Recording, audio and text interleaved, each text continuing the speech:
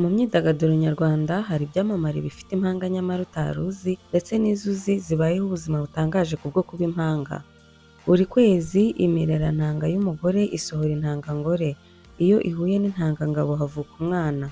Impanga zisa vrais jumeaux identical twins zihuza byose: isura, igitsina, imico, ubwoko bw'amaraso n'ibindi. Iyo intangangore imwe n'intangangabo imwe bihuye habaho gutwita.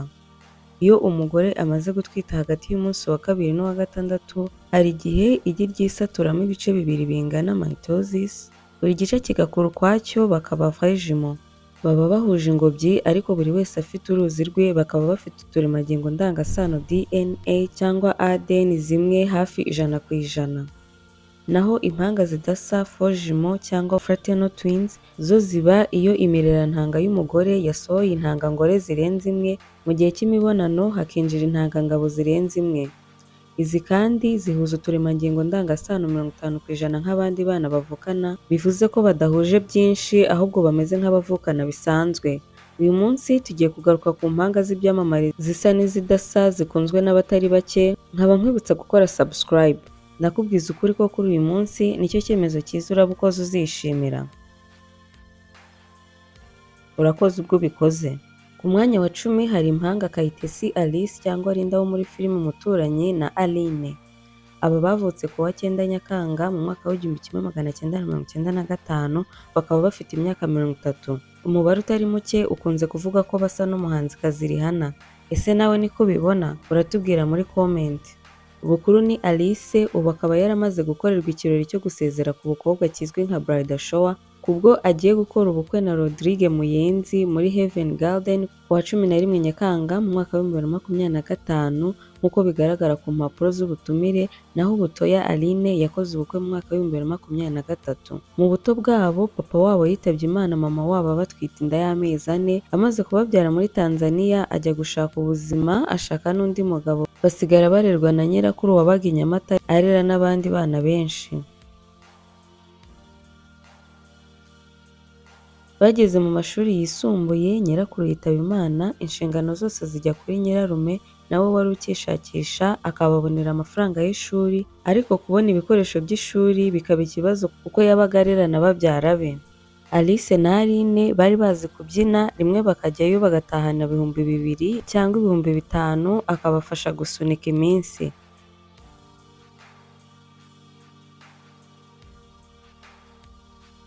Bigoranye, Alice yaje kurangiza amashuri yisumbuye mu mwaka w'2016, yinjira mu mujyi wa Kigali yinjijwemo no kubyina, ariko akazi kagomba kumubeshaho.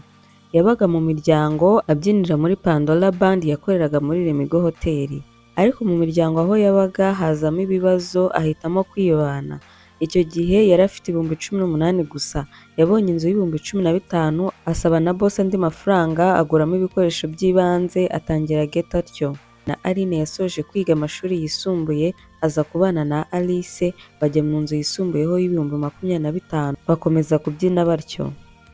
Ku wa 30 Ugushyingo mu mwaka w'2021, Alice yatangarije ikinyamakuru Isimbi ko mu mwaka w'2018 yaje kubona kandi kazi cyango kuko umubosi wabasabaga gucuruza telefone za Tecno ajyayo, ariko abaho mu buzima bubi kuko boss we yashakaga kumuhohotera no kumucuruza nk'uko yahohoteraga abandi bakobwa bakoranaga. Yabonye atabishobora, arasezera arataha agaruka i Kigali. Gusa akawa mugani ngo uwagumiwe n'amenyo hagamwa n'amazi, nk'aho gufatwa nabi mu kazi bidahagije, mu nzira agaruka yakomerekejwe n'ibitero bya FLN ku wa 6 tariki 16 Ukuboza mu mwaka w'2018. Mu buhamya yatanze mu rukiko ku wa 16 Kamena mu mwaka w'2021, yavuze ko bari bakatishije iya saa 10 z'umugoroba. Bageze muri Nyungwe babona abantu baryamye hasi, hari n'abandi bahagaze bambaye imyenda ya gisirikare ariko idasa. Shoferi ababonye akata imodoka ngo asubire inyuma, gusa bahita barasa, bamwe bahasize ubuzima abandi barakomereka. Alice yarakomeretse yirukira mu ishyamba hamwe n'abandi bake, bararamo, imvura iguye irabanyagira. Bwarakeye saa 11 za mu gitondo, abasirikare ba RDF babageraho babasanze mu ishyamba. Abari bari ku muhanda bo bari batabawe kare, bajyanwa ku bitaro Kigeme baravurwa. Nyuma amaze gukira neza yaje kujya muri filime, akina nyinshi zitandukanye, ariko Umuturanyi series niyo yamuzamuriye izina. Ubuzima bw'impanga buba butangaje kubwo iyo umwe ababaye n'undi nawe abyiyumvamo akumva atishimye, nabo bibabaho. Aline we ntabwo akunda kugaragara kuri kamera. Ku mwanya wa 9 turahasanga The Baninas. Aba ni Chris Banina bukuru na Joel Banina butoya, bakaba barutanwa iminota 6. Bavutse mu mwaka w'1993, bakaba bafite imyaka 32 y'amavuko, ni mu gihe papa wabo Banina John yitabye Imana bafite imyaka 2 gusa. Aba bahanzi ni ba bucura mu muryango w'abana 7, bakaba bafite bashiki babo bakuru 4 na murumuna wabo 1, bose ni 7. Wa 12 Werurwe mu mwaka wa 2021, ubwo baganiraga na Chita Magic, batangaje ko nubwo bavukiye bagakurira ndetse bakaniga mu Bugande, ariko bagenze ibihugu byinshi, ubu bakaba babarizwa muri Paris mu Bufaransa, aho bagiyeyo mu mwaka wa 2012. Ikinyarwanda bavuga bakaba nacyo baragikuye kuri nyirakuru ubyara papa wabo w'umunyarwanda wabareze. Icyo gihe muri 2021, Chris Banina yigishaga kubyina bizwi nka choreographer no kwita ku bana bizwi nka babysitting, naho Joel akaba yari umutetsi bizwi nka chef muri restaurant. Bose ni abaririmbyi b'indirimbo banyuza no kuri YouTube yabo bise Banina Empire. Aba bari mu bakunzwe n'abatari bake kubwo kuganira mu kinyarwanda kitari cyinshi gisekeje no kwibikaho uburanga burangaza abakobwa. Ku mwanya wa 8 turahasanga abakobwa b'ikimero n'imiterere irangaza benshi, abo ni Ishimwe Sandra Mavado na Iradukunda Sandrine Naomi. Aba bari b'imfura mu muryango w'abana 5, abakobwa 3 n'abahungu 2, barutanwa iminota 30, bukuru Mavado Sandra akaba ari we urusha Naomi Sandrine iminota 30. Aba bakobwa b'impanga basa cyangwa identical twins bafite imyaka 25 y'amavuko, bagenze amahanga, bakaba baragize business mu bihugu bitandukanye nka Congo kuva mu mwaka wa 2018 muri Kinshasa, bakora alimentation, ariko batuye mu Rwanda Kimironko na Nyamata. Bamamaye ku mbuga nkoranyambaga nka Instagram no mu biganiro binyura ku muyoboro wa YouTube. Ababyeyi Kanakuze Merciana cyangwa Halima na Kakuze Cecile cyangwa Sauda nibo tugiye kugarukaho ku mwanya wa 7. Wa 22 Kamena mu mwaka wa 2020, ubwo baganiraga n'Isimbi TV, bavuze ko nubwo butoya Cecile ari we ukunze gukina filime, ariko na bukuru Kanakuze Merciana asigaye akina izirimo Rumashana, Muzehe Kevin n'izindi. Kakuze Cecile butoya niwe wamamaye cyane muri sinema nyarwanda nka Marigarita, aho yagaragaye bwa mbere mu mashusho ya filime Zirara Zishya, Kigali si Ikigoma, Amarira y'urukundo atoteza Fabiola, naho ubu akina muri filime Urukundo rw'inzitane ari Mama Rugero mabukwe wa Bahavu Jeannette. Kakuze Cecile abwira abamukurikira ko badakwiye kumurakarira kubwo akunze gukina atoteza bakazana be, kuko abatanga ubutumwa atari ko ateye mu buzima busanzwe. Mu buto bwabo barasaga cyane ku buryo kubatandukanya abantu bareberaga ku nkovu Gakuru Kanakuze yari afite. Muri Kamena mu mwaka wa 2020, Cecile Kakuze yavuze ko mu buzima busanzwe ari mama w'abana 6, akaba yigwijeho abuzukuru 5, naho Kanakuze Merciana washatse mbere, ubu umugabo we akaba yaritabye Imana, nawe yari afite abana 6 n'abuzukuru 4.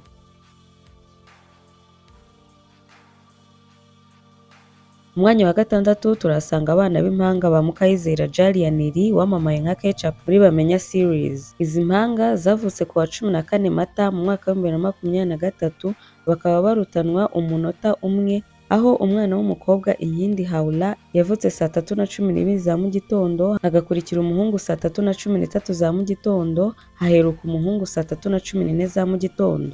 Ubu muri 2025 bakaba bafite imyaka 2 y'amavuko. Impanga Haula, Mikaeli na Talha bafite mukuru wabo Kame wabanaga na Ketchup mbere y'uko abana n'umugabo we. Ketchup yasezeranye kuzabana akaramata n'umugabo we Mutabazi Jean-Luc wa 23 Nyakanga mu mwaka wa 2022, bakaba ababyeyi b'impanga ziteye ubwuzu. Kuba babyarwa n'icyamamare nabo babaye ibyamamare, ubwo na Ketchup adasiba kugaragaza bimwe mu bigize ubuzima bw'impanga ze kuri Ketchup TV show, akaba ariyo mpamvu bagarutsweho kuri uru rutonde.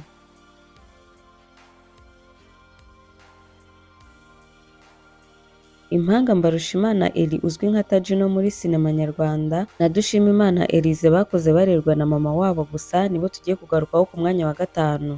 Bukuru Mbarushimana Elie Accounting mu mashuri yisumbuye niwe wamamaye cyane muri sinema aho yakinnye Inzozi series yitwa Tajino aza no kugaragara mu zindi zanyuraga kuri Mascom TV. Butoya Elise we yize imibare, ubugenge n'ubumenyi bw'isi MPG mu mashuri yisumbuye. Mu myaka ine ishize Elise yatangarije ikinyamakuru Isimbi ko akorera muri Leta Zunze Ubumwe z'Abarabu mu gukora ikawa nka barista no kuba umusogongezi wazo, akamenya flavors zazo, akaba yaranabyigiye. Elise yizera ko kugira impanga ari umugisha Imana itanga haba ku bababyaye nabo ubwabo. Iyo batari kumwe hari igihe umwe ababara n'undi akababara atazi ko byagenze, yamubaza akumva atameze neza agahita amenya aho byaturutse.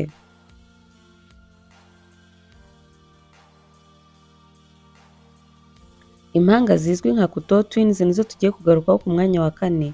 Kuto byaturutse kuri Kuku Bukuru Doriane na Toto Butoya Dorine. Aba bakobwa bakiri bato b'ubwiza butangaje ni impanga zisa identical twins zibyina mu itorero Inyamibwa, bakaba barumuna b'Ifeza w'umuririmbyi ubarusha imyaka 3 nawe bakaba basa cyane. Basoje amashuri yisumbuye mu ishami ry'ubugenge, ubutabire n'ibinyabuzima PCB, Physics, Chemistry and Biology.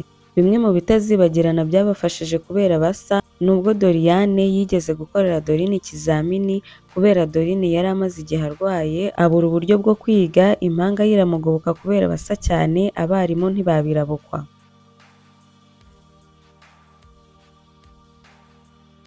Mu mwanya wa 3 hari impanga Ange na Pamela bazwi mu kuririmba indirimbo z'injyana gakondo, bakaba inshuti za Cecile Kayirebwa. Ku wa 18 Nyakanga mu mwaka wa 2020 ubwo baganiraga n'Inyarwanda bavuze ko bakuze barerwa na mama wabo gusa batazi se. Ndayishimiye Ange Bukuru na Bamureke Pamela Butoya ufite inyinya batangiye babyina, gusa bageze mu mashuri yisumbuye muri college y'Igisenyi batangira kuririmba, bakabona n'ibiraka babifashijwemo na animatrice wabo wabakundaga rwinshi. Rimwe na rimwe baratorokaga directeur atabizi bakajya mu kiraka cyo kuririmba. Aba bombi bize mu ishami ry'amateka, icungamari n'ubumenyi bw'isi HEG, History, Economics and Geography. Batangiye kuririmba basubiramo indirimbo za Kamariza n'iza Cecile Kayirebwa aribo Maribe yabazamuriye igikundiro na Maragahinda. Ubwo Cecile yari mu Rwanda agiye gukora igitaramo yari akeneye abazamufasha kuririmba, ubwo nibwo animatrice wabo yabagiriye inama yo kujya mu marushanwa yabereye Kacyiru yo gutora abazaririmbana nawe. Bagezweho kubera ari impanga banaririmba neza, Cecile arabakunda avuga ko aribo bazamufasha kuririmba, batangira kuririmbana batyo baza no gukorana indirimbo na Cecile bise Impundu zanjye. Mbere basubiragamo indirimbo z'abandi, Cecile aza kubaha igitekerezo cyo gukora indirimbo zabo bwite, abafasha gukosora mu myandikire baza gusohora iyabo bise Gwera. Aba kandi banaririmba mu bukwe aho Ange yavuze ko yigeze kubona akazi kajyanye n'ibyo yize, bamubwiye gukora ku wa 6 abona bitazakunda kubera aba ari buririmbe mu bukwe bukunze kuba ku wa 6 arakanga. Bavuze ko mu muryango wabo ntawe bakurikiyeho ubuhanzi, ko aribo bonyine baririmba. Bibaho ko abahanzi bajya kuririmba mu bitaramo bakanamburwa, bavuze ko nabo byababayeho. Umwanya wa 2 turahasanga impanga zisa identical twins zigize itsinda Jeisha, Jennifer Bukuru na Shakira Butoya. Aba ni abahanzi babyigiye kuri Nyundo School of Art and Music mu mwaka wa 2018. Mu mwaka wa 2018 nibwo babonye amarushanwa yo kujya kwiga ku Nyundo barayakora baza kujyayo. Jennifer Bukuru yize ibijyanye na vocal, guitar and production, naho Butoya Shakira yiga vocal, piano, keyboard na guitar. Basoje kwiga umuziki mu mwaka wa 2021 batangira kuwukora mu mpera z'umwaka wa 2023. Izi mpanga ziteye ubwuzu z'imyaka 24 zirutanwa iminota 5 ni abanditsi ndetse n'abaririmbyi beza b'umuziki, bakaba barakoze iyitwa Mabukwe, Hobby, Do It bafatanyije na Andy Bumuntu, ndetse n'inshyashya baheruka gushyira hanze bafatanyije na Kenny Soul bise Fire. Umwanya wa mbere hari Joe Twins nyiri Joe Twins Show. Aba bamama babyina mu itorero Inyamibwa bazozuza imyaka 29 muri uyu mwaka, bavutse ku wa 14 Ukuboza mu mwaka wa 1996, bavukira mu ntara y'Amajyepfo i Nyanza i Gatagara mu muryango w'abana 9, bavuka ari abahererezi. Ubu ababyeyi babo bamaze imyaka 3 baba muri Amerika. Aba Bukuru Mpinganzima Joseline, umumama w'abakobwa babiri, akaba umugore wa Rusagara Rodrigue, na Butoya Ngwinondebe Josette, umumama w'abana babiri, umukobwa n'umuhungu, akaba umugore wa Ndayisenga François. Bakiri abana babyinaga muri kiliziya. Basoje kwiga amashuri abanza banganyije amanota, babaha kwiga mu bigo bitandukanye. Mpinganzima i Kibeho naho Ngwinondebe bamuha Saint Joseph. Babonye batazabishobora basabirwa kwiga ku kigo kimwe, biga i Kibeho imyaka 6 y'amashuri yisumbuye, aho kuva mu mwaka wa 4 kugeza mu mwaka wa 6 bicaranaga ku ntebe imwe mu ishami ry'ibinyabuzima, ubutabire n'ubumenyi bw'isi, BCG, Biology, Chemistry and Geography. Nyuma basoje kwiga amashuri yisumbuye ntibakomereje muri kaminuza, ahubwo bakomereje mu kazi, baza no kujya mu itorero Inyamibwa, aho Mpinganzima ari umutoza ufasha abakobwa kubyina. Mu buzima bw'urukundo bakoze agashya batazibagirwa, aho umusore yateretaga Ngwinondebe kandi we atabishaka, aza kumwemerera ko bahura. Bagezeyo asanga yajyanye n'impanga ye kandi bambaye ibisa, uburyo kubatandukanya byamugoye, ahita agenda atyo. Butoya Ngwinondebe Josette niwe wabanje kurambagizwa na Ndayisenga, bafite intego yo kubana. Iyo basohokanaga na Mpinganzima babaga bagomba kumujyana, kubera mbere y'uko aza mu buzima bwabo ibintu byose babikoreraga hamwe. Igihe Ngwinondebe yagiye kurushinga, Mpinganzima yamwandikiye umuvugo agira ati ko twasangiraga tugakorera byinshi hamwe, kubera icyo uhisemo kunsiga byari amarira, ariko bahise babana. Mpinganzima nawe babana mu rugo rw'abageni.